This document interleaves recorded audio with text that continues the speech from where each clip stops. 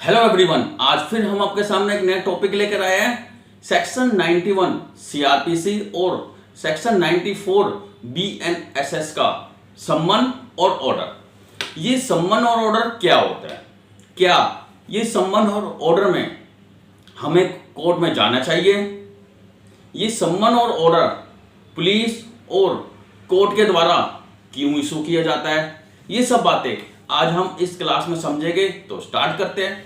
कई बार आपने देखा होगा किसी पर्सन के घर पे कोई सम्मन या ऑर्डर आता है तो वो पर्सन वो डर जाता है कि ये सम्मन ऑर्डर क्या है। वो फिर पुलिस या कोर्ट के पास जाता ही नहीं है। वहां पर उन्हें डर लगता है कि वो कोर्ट या पुलिस हमें पकड़ लेगी, मारेगी या जेल में बंद कर देगी। लेकिन ऐसा कुछ नहीं होता।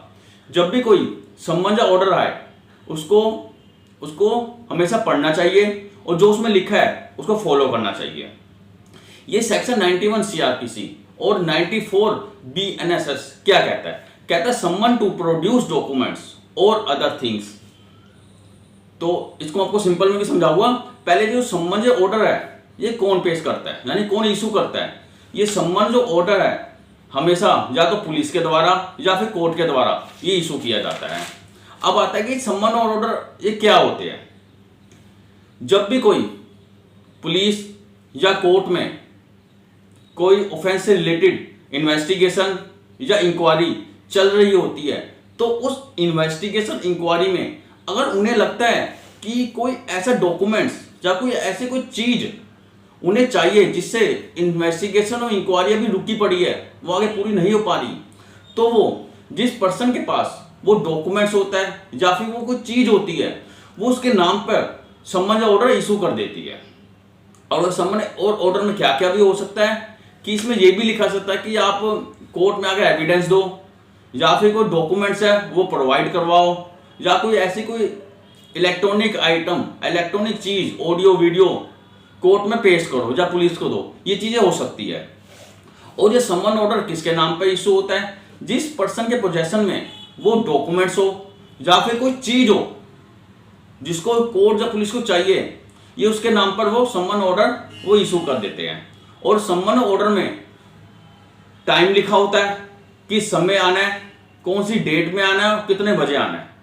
ये सब चीजें सम्मन ऑर्डर में लिखा होता है कि इस दिन, इस समय और इस तारीख को आपने कोर्ट या पुलिस में वहां पर पेश होना है और ये डॉक्यूमेंट्स या कोई चीज कोर्ट में देनी है। इसको हम ऐसे भी कह सकते हैं, अगर कोई सम्मन ऑर्डर में ये लिखा है कि उस ऑर्डर में कोई डॉक्यूमेंट्स या कोई चीज उसको पुलिस को या कोर्ट में पेश करनी है, अगर वह पर्सन खुद ना जाकर बल्कि किसी दूसरे पर्सन के थ्रू वो जो उस सम्मन के ऑर्डर में लिखा होता है डॉक्यूमेंट या कोई चीज कोर्ट में या पुलिस को प्रोवाइड कर देता है, तो ये माना जाता है कि वो जो पर्सन है जिसके खिलाफ सम्मन या ऑर्डर इशू हुआ था उसी ने ही कोर्ट और पुलिस में आके उसको तामील किया है, यानी कि उसको वो चीज प्रोवाइड करवाई है। अब इसको मैं सिंपल लैंग्वेज में समझाता हूँ।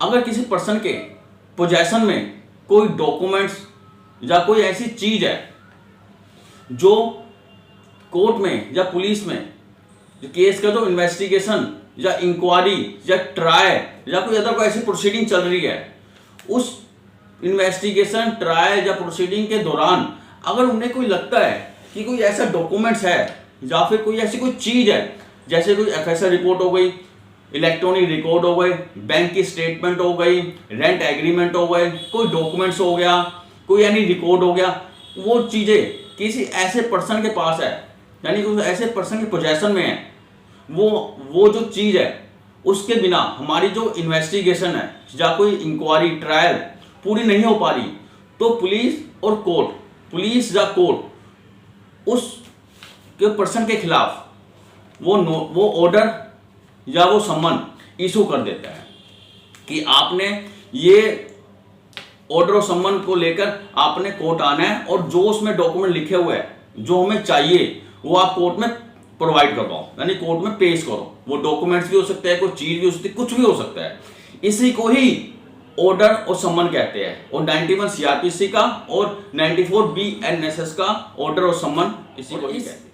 ऑर्डर में और सम्मन में क्या क्या हो सकता है? कोई रिकॉर्ड भी हो सकता है, कोई डॉक्यूमेंट्स भी हो सकता है, कोई कागज भी हो सकता है, कोई एफएसएल रिपोर्ट भी हो सकती है, कोई इलेक्ट्रॉनिक रिकॉर्ड भी हो सकता है, audio, video, photo, WhatsApp chat, और कोई सैलरी स्लिप भी हो सकती है, बैंक की स्टेटमेंट भी हो सकती है, और आईटी रिटर्न भी हो सकती है। कुछ भी हो सकता है, जो भी उन्हें चाहिए पुलिस और कोर्ट को, वो उस पर्सन के खिलाफ, जिस पर्सन के पोजेशन में वो चीज होती है, उसके खिलाफ ऑर्डर और सम्मन इशू कर देते हैं। इसी को ही सेक्शन 91 सीआरपीसी का और 94 बीएनएस का नोटिस कहते हैं। अगर ये कभी भी आए तो आपको कभी कभी घबराना नहीं चाहिए, उस सम्मन और नोटिस को पढ़ो और उसको फॉलो करो। तो अगर मेरी वीडियो आपको अच्छी लगी तो प्लीज लाइक और सब्सक्राइब करना ना भूलें। कल फिर मिलेंगे नई वीडियो के साथ। बाय।